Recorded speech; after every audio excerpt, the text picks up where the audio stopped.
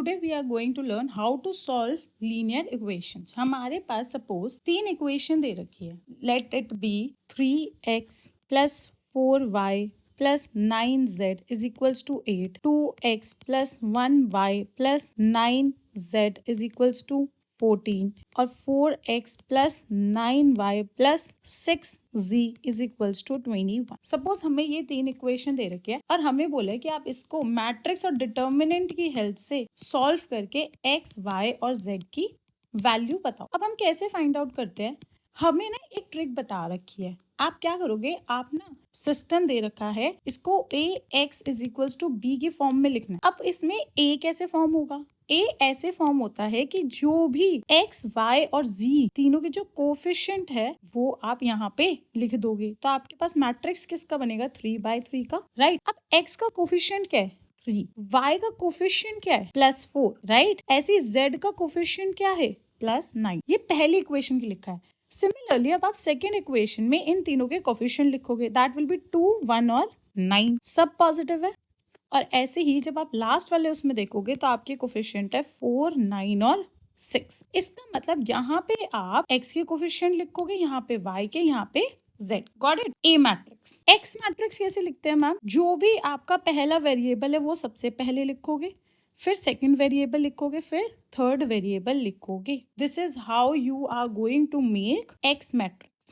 Got it? हमारे 3 variable कौन से है? x, y और z. वो हमने ऐसे लिख, ठीक है. अब जाते हैं बी पे. तो हम बी मैट्रिक्स कैसे बनाते हैं? बी मैट्रिक्स आप ऐसे बनाते हो कि जब आपकी ये वाली जो साइड होती है, जो कोएफिशिएंट्स वाली साइड, जो कांस्टेंट वाली साइड होती है, वो आप यहाँ पे सिंपली कांस्टेंट्स लिख देते हो, 8, 14 और 21.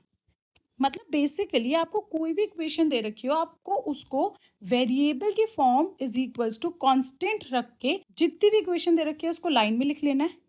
ए में सारे कोफिशिएंट लिखने हैं, एक्स में सारे वेरिएबल्स लिखने हैं और बी में सारे कांस्टेंट्स लिखने हैं. Got it? अब हमारा जो दे रखा होता है आइडेंटिटी जिससे सॉल्व करना है, that is A X is equals to B. ठीक है. अगर अब मैं दोनों साइड ए इनवर्स मल्टीप्लाई करूंगी तो आपके पास क्या आएगा? ए इनवर्स ए एक्स से मल्टीप्लाई होगा और ऐसे ही ए इनवर्स मल्टीप्लाई होगा बी से, राइट. अब हम क्या करेंगे, जो ये वाले हैं इनको मल्टीप्लाई करोगे तो आपके पास आएगा A inverse A into X is equals to A inverse into B. अब हमें पता है कि ए इनवर्स इंटू ए क्या होता है?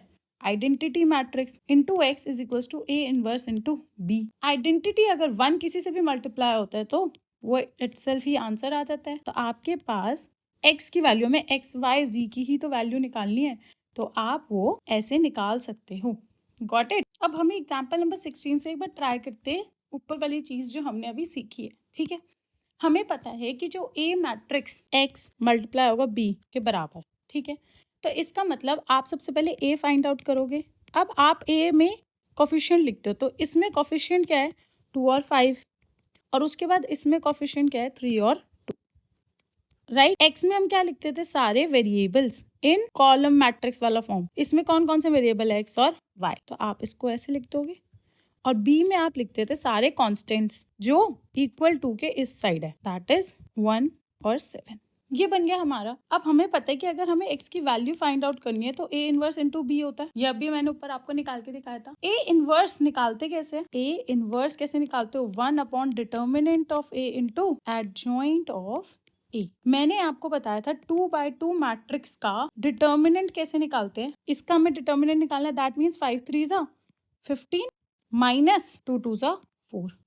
ये डिटर्मिनेंट हो गया. एडजॉइंट हम कैसे निकालते थे? हम इन दोनों डिजिट्स को इंटरचेंज कर देते थे, 2 2 और इन दोनों के आप साइंस चेंज कर देते थे. This is how you use to find the adjoint of a 2/2 matrix. अब जब हमें ए इनवर्स की वैल्यू पता चल गई है विच इज 1/11 और आपके पास अंदर है 2 -5 -3 और 2. जब आपको ए इनवर्स की वैल्यू पता चल चुकी है तो अब आप ये कहाँ पुट कर सकते हो? In this equation. ठीक है. So therefore x is equals to A inverse into B. X हमें पता है x और y. ए इनवर्स हमने अभी निकाला है 1/11, ब्रैकेट में आएगा 2 -5 -3 और 2 और b आपने ऊपर अभी निकाला था क्या? 1/7. अब आप इसको सॉल्व कर सकते हो. करेक्ट। तो आपके पास आएगा 1/11, हम बाहर ही रखते हैं, मल्टीप्लाई करते हैं, ये इससे मल्टीप्लाई होगा, राइट। तो आपके पास क्या आएगा, 2 1 2 प्लस -5 × 7 -35। और ये जब आप मल्टीप्लाई करोगे तो आपके पास क्या आएगा, -3 plus 7 2 14 is equals to 1/11। 2 - 35 will be -33, 14 - 3 will be 11, right. अब आप क्या करोगे, 1/11 अंदर जाके मल्टीप्लाई हो जाएगा तो -33/11 और दूसरा हमारा टर्म बचेगा 11/11, राइट। ये बराबर किसके चल रहा है, x और y के। जब हमारे दोनों मैट्रिक्स का ऑर्डर सेम है, 2 × 1 2 × 1, तो आप बाय कंपेयरिंग, तो जो हमारा पहला वाला एलिमेंट होगा वो पहले वाले के बराबर होगा और जो सेकंड वाला एलिमेंट होगा वो सेकंड वाले के बराबर होगा। तो आप लिख सकते हो, ये कट करोगे तो आपके पास आएगा 3 और ये कट करोगे तो 1। तो आपके पास फाइनल आंसर क्या आ रहा है, -3 और 1। और ये किसके बराबर है, x और y। Understood. Therefore you can say that x की वैल्यू होगी -3 और y की वैल्यू होगी 1।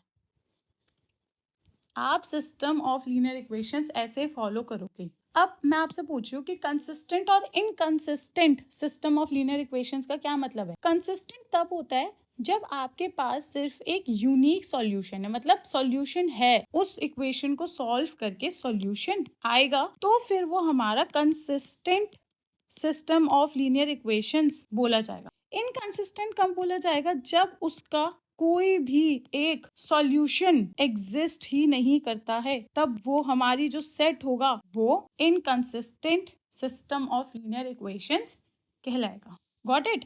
अगर सॉल्यूशन हुआ चाहे एक हो या एक से ज्यादा हो तो वो कंसिस्टेंट होगा। अगर इनकंसिस्टेंट होगा इसका मतलब उसका कोई सॉल्यूशन एग्जिस्ट ही नहीं करता है। अंडरस्टूड।